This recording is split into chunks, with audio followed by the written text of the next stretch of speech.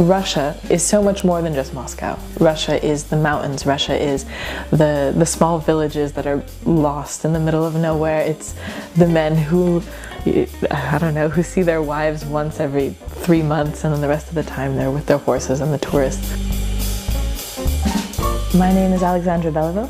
I moved to Russia in August of last year, so it's been about 2 years. I work in a school.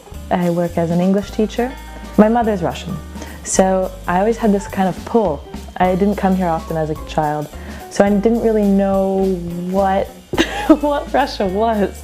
I decided to move to Moscow in my senior year of college, and I remember I just called my dad and I said, "Hey Dad, I got a job in Moscow. I'm going." My mother, my grandmother, were both born in northern Kazakhstan. My mother's father, I had never met him. I had very rarely heard of him.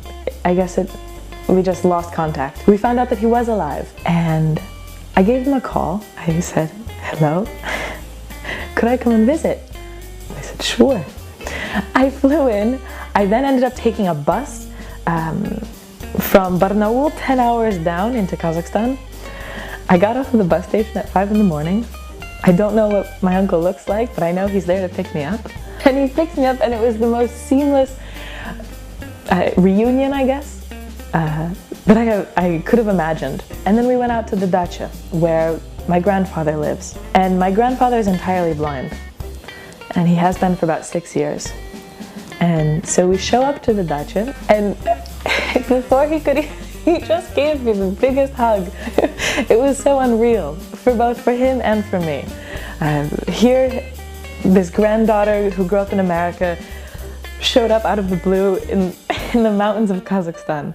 And for me, this is meeting a person who I only partially knew was even alive. For me, the biggest shock in Moscow was really just the size. I didn't have fear, but I did have a kind of, I knew that it was going to be different.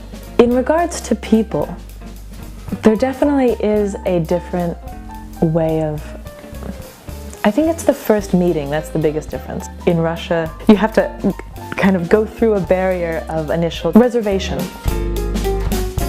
I started throwing clay when I was in high school. We had classes, ceramics classes. And I remember it was the best part of the day. When I first moved here, I didn't really have time to do it. But then I realized that I missed having just something to, I don't know, to grab, to make. Most of the time when I come, I don't even keep anything that I make. I just smush it back up and I go home. Because for me, the most important thing is just to, I don't know, just to sit in quiet and make something.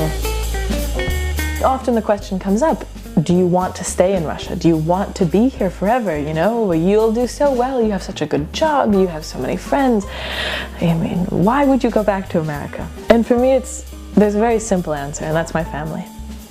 No matter how wonderfully I've been accepted into this culture, no matter how beautiful the view outside of my window, how much I love talking to the old ladies who sell socks. My family is thousands of miles away.